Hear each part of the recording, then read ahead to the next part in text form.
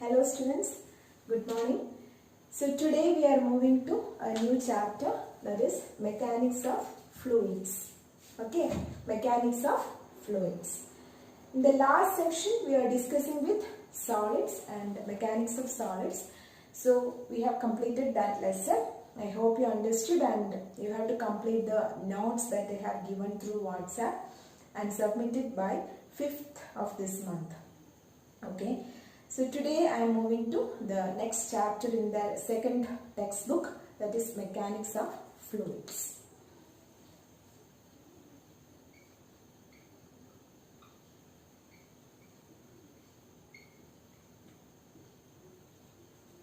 So first of all, what are fluids? What do you mean by fluids? You may have heard this word fluid, and fluid means anything that can flow. So what are fluids? Anything that can flow. So in the last chapter we have studied about solids, and here we are discussing about fluids, which means anything that can flow. And under the category of fluids, mainly liquids and gases are coming. Okay, liquids and gases are coming under the category of fluids. Okay, so here we are mainly discussing about liquids and gases. This chapter is very easy. It consists of so many concepts also. It is very interesting. So study it by understanding the concept. Okay. First of all, the study of fluids. Fluids can be either in rest or in motion, isn't it? If we are considering liquid, sometimes the liquid that we are considering is in a rest position. It is not flowing. Suppose it is in a beaker or in a vessel. It is in the rest position. Sometimes the fluids are flowing. That means what? The river, sea, etc. There the fluids or the liquid is flowing. So two cases we can consider. Based on that, the study is also classified into two. That is a study or the branch of physics that deals with the study of fluids at rest is known as hydrostatics. Hydro means what? Liquid or water, and statics means at rest. Okay, so hydrostatics is a study of fluids at rest, and hydrodynamics means a study of fluids in motion. Understand? So these are the branches of physics in which we are studying in detail about fluids. So sometimes the fluids may be at rest, sometimes it will be in motion. Understand? Like the current that we are studying, electrostatics and electrodynamics. In some cases the charges are considered at rest, and some cases charges are in motion. So like that, here also there are two branches. Okay. Now coming to the properties of solids. What are the properties of solids mainly? The properties of solids, like you have studied the properties of liquids and gases, mainly you know some properties, common properties as well. First of all, as the atoms or molecules are in a random motion, isn't it? But in the case of solids, you know, it is well packed, it is closely packed, it is arranged in a definite order so that it is having a rigid shape for solids. But in the case of fluids like liquids or gases, the atoms or molecules are in random motion. So first is the movement is in random or random order, isn't it? Now the second case is it occupies the shape of the container in which it is placed, isn't it? Liquid has no definite shape. When it is placed in a vessel, it actually occupies the shape of the vessel, isn't it? So like that, we can say that it occupies the shape of the vessel or the container in which it is placed.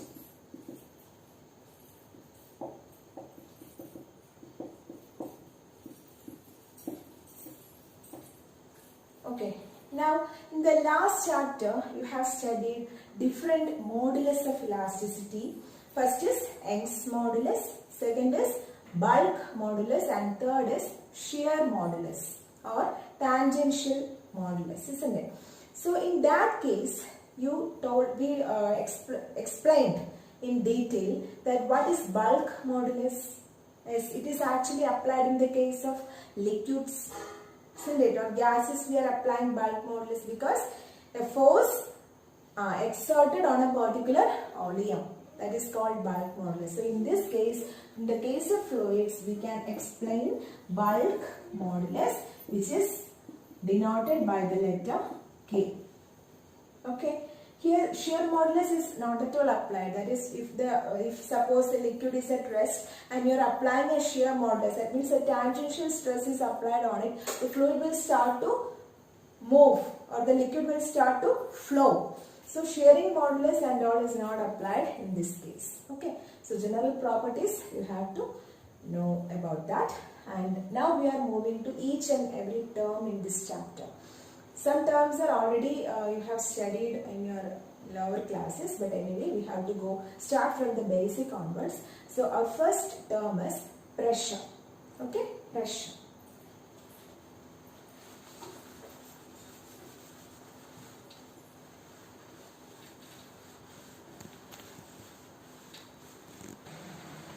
So I think in your 9th standard you have studied about pressure. So you discussed Archimedes principle, buoyancy, so many terms you have discussed there. So you know pressure, but before moving to the term pressure, you have to study another term that you already studied, that is thrust. So what is thrust? Suppose if I am taking water in a beaker. Okay, now this water is exerting a force on the beaker, isn't it? This water is exerting a force on the beaker. So this total force acting is known as what? Thrust. And you know the direction is always perpendicular, isn't it? The direction of this force will be always perpendicular to the surface. So the total force acting perpendicular to the surface is known as what? Thrust. Clear? Now this thrust or this force acting per unit area, if you are considering a particular area, for a unit area how much force is exerted, that is what called pressure. Clear? The thrust is also equal to force, and the thrust or the force acting per unit area of the surface is known as what? Pressure. So you can write pressure P is equal to F by A. Isn't it? The force acting per unit area. Clear? Unit of force is Newton and unit of area is meter square. So Newton per meter square is the unit of pressure, or I can call it as Pascal. So this is the SI unit of pressure, isn't it? So here you can see that pressure is inversely proportional to area. Generally I am saying pressure is inversely proportional to area. So many applications of pressure you have studied, not only in the case of fluids, but so many cases you have studied. For example, the application of a sharp knife as well as a blunt knife. You all know a sharp knife can easily cut an object, isn't it? Why? Because the sharp edge having very small area. And if the area is small, the pressure will be more. So that it is very easy to cut with the sharp edge of a knife, isn't it? But if you are using a blunt means, as blunt side means, the area will be more when compared to the other side. So the pressure will be less. So that we have to apply more force to cut that particular object. Understand? So many examples are there. Then while walking in a desert, a camel can walk easily, but we can't do it. How? The difference in the area. Clear? Likewise, the pressure will also change. Okay. So these are the applications of pressure that you have studied. But here we are discussing the pressure applied by the liquids. Okay. Or the pressure applied by the gases. Clear? So we studied about pressure and then Thrust. Thrust. What is the unit of thrust? As it is Newton, because it is equal to what? Force. So the SI unit of thrust is Newton, whereas the SI unit of pressure is Pascal or Newton per meter square. Okay? Several units are there for pressure. First one is Pascal, as I told. Another units are atmos. Okay? Then torr, T-O-R-R. Then bar. These are another units of pressure. Atmos, torr, bar, etc. Okay, so conversions are also there. That means 1 atmos is equal to how many pascals? Like that you have to study. Then we will look into its details. Okay, so now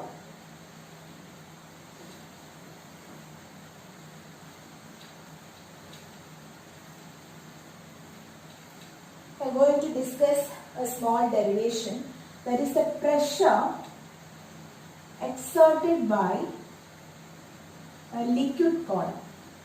The pressure exerted by a liquid column. So what is this liquid column?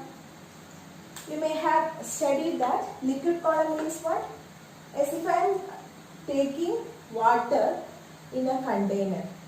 For example, if I have a beaker or container like this and it is filled with water.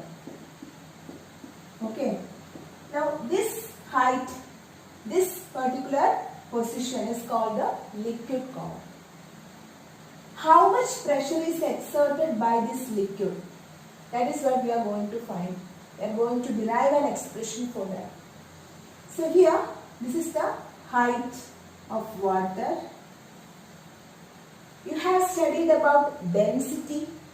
Density of this water is taken as rho. You studied about density, isn't it? What is density? As it is mass by volume. Density is expressed by the letter rho. Rho. Rho is equal to mass by volume. Okay. And what is the unit? Its unit is kilogram per meter cube. Kilogram per meter cube, or the CGS system is gram per centimeter cube. Clear? Kilogram per meter cube or gram per centimeter cube. And also here we have to discuss one more term, that is relative density. Relative density. Relative density means what? The density of any substance when compared to the density of water. Density of any substance compared to the density of water. So it is a ratio of density of a substance to density of water. It is known as relative density.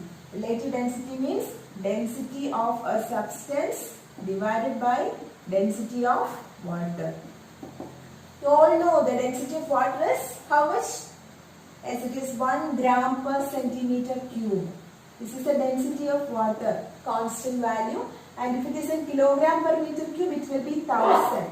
1000 kilogram per meter cube. This is the density of water in CGS system as well as in SI system. Now, okay. Now here, the liquid column that I have taken or considered here has a density of rho. You know that.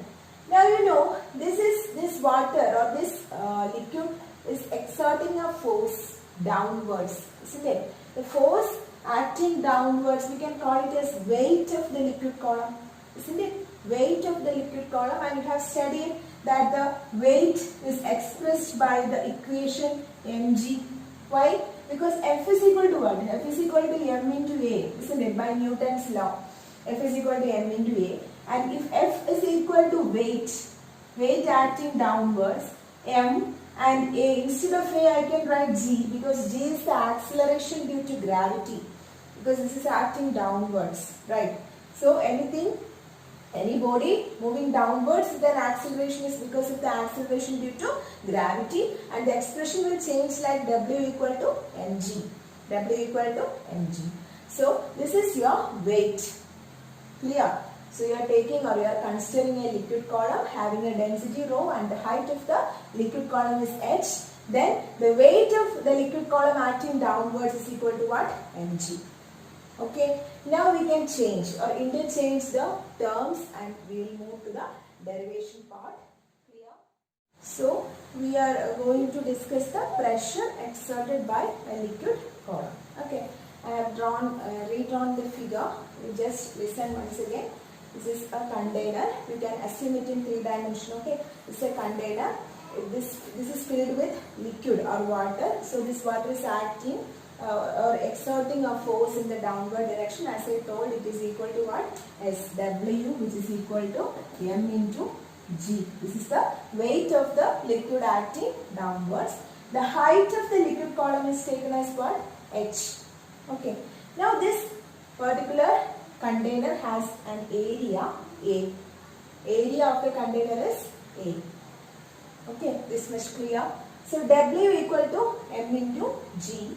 And we want to find the expression for the pressure exerted by the liquid column. You all know pressure is equal to, general expression is force by area. Isn't it? Pressure equal to force by area. Instead of force, we have the expression mg. But again, I am going to rearrange this expression because mass, you know, mass is what? Mass is, how can I write? In terms of density, what is mass? As mass by volume is density. So what is mass? Mass is density into volume. Isn't it? Density into volume. Clear? So here I can write W is equal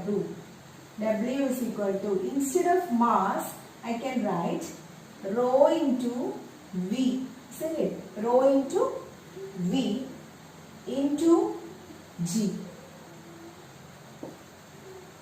Clear? Now what is this volume? If this container has an area A and height h, what is the volume? You have studied in maths that area into height will give you the volume. Clear? So instead of this volume V, I can write rho A H G. Isn't it? Rho A H G.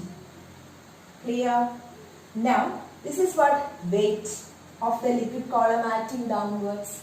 I want to find the expression for pressure, and pressure P is equal to F by A. Here W by A. Select.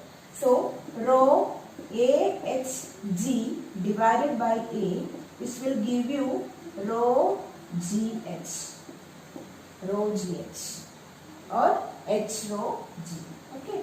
So this is the expression for the pressure exerted by the liquid column. Understand? H is the height, rho is the density, and G is the acceleration due to gravity. Okay? So once again, we are considering a container having area A, and this consists of liquid which is up to a height h.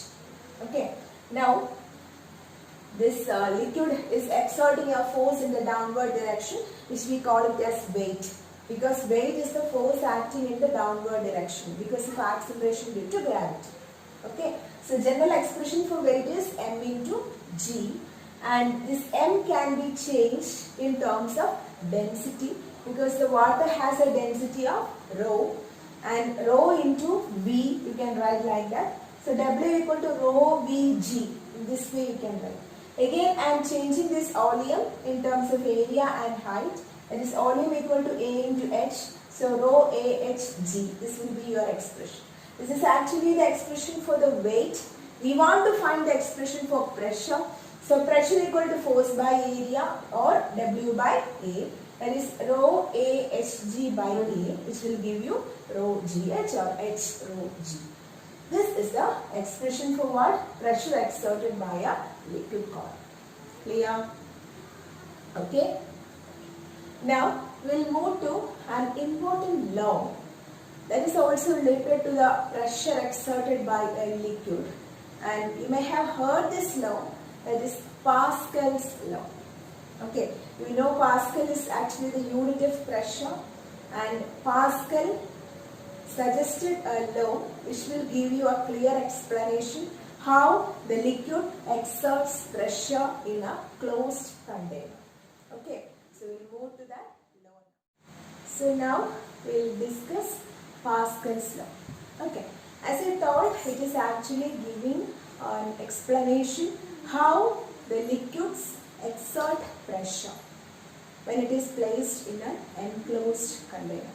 Okay, so I am taking a container which consists of liquid. Just assume that it is enclosed. Okay, this is enclosed container. Clear?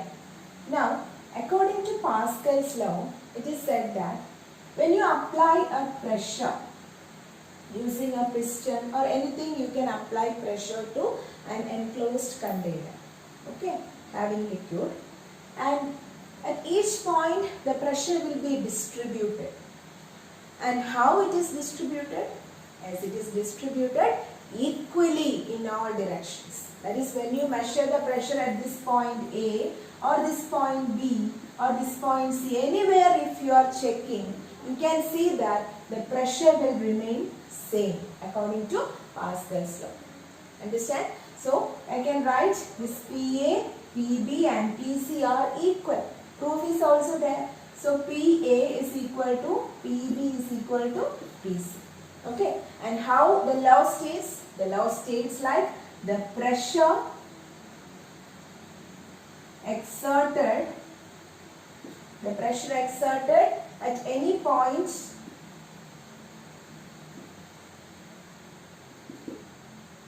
on an enclosed cylinder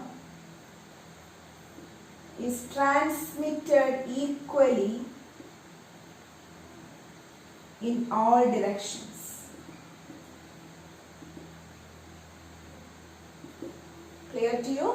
So the pressure exerted at any point, when you exert pressure at this point also, everywhere it is equally transmitted or equally distributed, so that if you are measuring pressure at this point, if it is 5 Pascal means again here also it is 5 Pascal. Understand? That is what Pascal's law explains.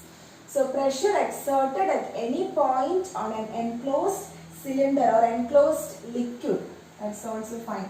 Enclosed liquid is transmitted equally in all directions. Clear? The pressure exerted at any point on an enclosed liquid is transmitted equally in all directions. So there are various applications for Pascal's law, and you have to study mainly 2 applications. The first one is hydraulic lift and second one is hydraulic brake. Okay, hydraulic lift is used to lift heavy machines like in automobiles and all work that service stations and all, you can see hydraulic lift is there, which is used to lift heavy trucks, then huge vehicles and all. It is used to lift it. Okay, so the principle used in hydraulic lift is actually Pascal's law. The second one is hydraulic brake. That is nothing but the brake system in our automobiles, in our vehicles. That is also working under the principle of Pascal's law. So these 2 cases you have to study in detail. So first we will discuss hydraulic lift. Hydraulic lift means, as it is a device which is used to lift heavy loads like automobiles and all. Okay, that means a huge lorry, truck, etc. if you want to lift and do the service for the service purpose and all, if you want to lift it and do it, means this hydraulic lift is used. And what about the construction, how does it work and how this law is applied there, that is what we are going to discuss. Okay.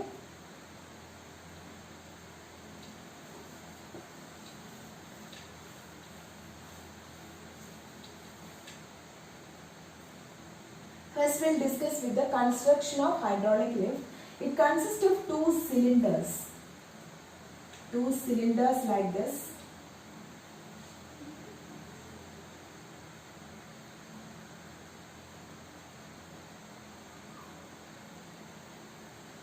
And it is fitted with piston. Okay. Here a frictionless piston is used. Frictionless piston. Then here we have to place the vehicle which we want to lift. That means the load here you have to place. This is our load. Clear? Now this cylinder is having small area that is represented as small a, and this cylinder is having a large area represented by capital A. It's much clear. Now this is filled with a fluid.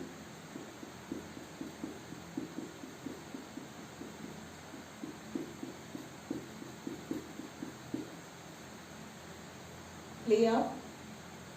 Once again, this hydraulic lift is the device used to lift heavy loads. It consists of two cylinders. One is having a smaller area of cross section which is represented by small a, and other cylinder is having larger area of cross section. Here one frictionless piston is used to exert pressure or to exert force on this area, and here we have the load. And what is happening here? You know, according to Pascal's law, when you apply force here, force acting on this unit area is known as pressure. And this force or the pressure exerted at this point will be equally transmitted, isn't it? That is, whatever work you are doing here, that is also performed by this side. It is not getting lost, as it is equally transmitted here. So if you are applying a pressure here, that pressure must be taken here also when you measure. That is actually application to lift the load in this side, isn't it? So here, for example, if you are applying a pressure here, that is, you are applying a force to this area. Force to this area, you can write pressure is equal to force by area, isn't it? Force by area. This is the pressure exerted in this side, and according to Pascal's law, this pressure must be equal here also, isn't it? That is a larger pressure. Am I right? Okay. Now then what about the force here? What about the force? Because we know the pressure. Whatever pressure you are applying here, that is equally transmitted. So this pressure is equal to this one. So we have the pressure now. We have the area, so that we can find the force exerted in the upward direction, isn't it? You are applying pressure means this has to move here, so that this will move upward, isn't it? Then only the load will get lifted. Clear? So how much force it can exert can be calculated. How? Because you have the expression for pressure as force by area. So I can write, instead of this P, I can write force by area, isn't it? Force by area into capital A. Clear? Now F into A by A, isn't it? Now you know this area is always larger than this one, isn't it? If this area is larger than this area, this force must be larger than this small f. Am I right? This area is larger. So here you have a larger value than this area, isn't it? So if this is larger, this force must also be a larger value when you compare with small f. So you can write A, capital A is greater than A, and capital F must be greater than small f. From this equation, it is clear. Understand? So you are applying a pressure here. That pressure is equally transmitted in this fluid, and as a result, since it has a larger area of cross section, it is exerting a larger force, so that you will get more force to lift the load in this side. Clear? So always what you have to do is, you have to make a ratio of this area in such a way that this A by A must be always greater. Listen, if A by A must be greater means, this area you can make it more larger than this one, isn't it? If you are increasing the capital A, you will get more force, even though we are applying a small force in this side. Clear? You are applying a small force in this side for this particular area, but if you are increasing this area, surely you will get more force here as it obeys Pascal's law, because the pressure, whatever it is equally transmitted through this fluid. Clear? So you, by that, what is the, how you can apply is that you have to increase the area capital A than this small a always, so that you will get more force on that side to lift the load. Clear? So this is an application of Pascal's law. Okay, once again, hydraulic lift is the device used to lift heavy loads. Okay, then what is the application? As it works under the, as a principle, it works under the principle of Pascal's law. One more question. Construction, it consists of two cylinders having a smaller area of cross section and a larger area of cross section. In this smaller area, you have a frictionless piston on which you are applying the force. Here the area is small, and on that side you are placing your load which we want to lift up. Now, how does it work? When you are applying a pressure here, this pressure is equally transmitted through this fluid as it obeys Pascal's law, and this pressure will reach here. It has a larger area of cross section, so the force exerted by this side to lift the load can be calculated by the expression F is equal to P into A. Substituting the value for P F by A, you will get F into A by A. And what we have to do is, you have to make this ratio larger always by increasing the area capital A than small a. If the area A is increased, F will increase. If the area A is increased, capital F can be increased, so that more force can be exerted enough to lift the load. Understand? Thus it works under Pascal's law. Clear? One more application we want to study that we will discuss in the next class. So go through this topics clearly. Okay, starting from pressure, then density, relative density, applications of pressure, then Pascal's law, its application number 1, hydraulic lift. Clear? One more thing, pressure exerted by the liquid column. Expression is H rho G. Write it and study. So read the text thoroughly and have a nice day.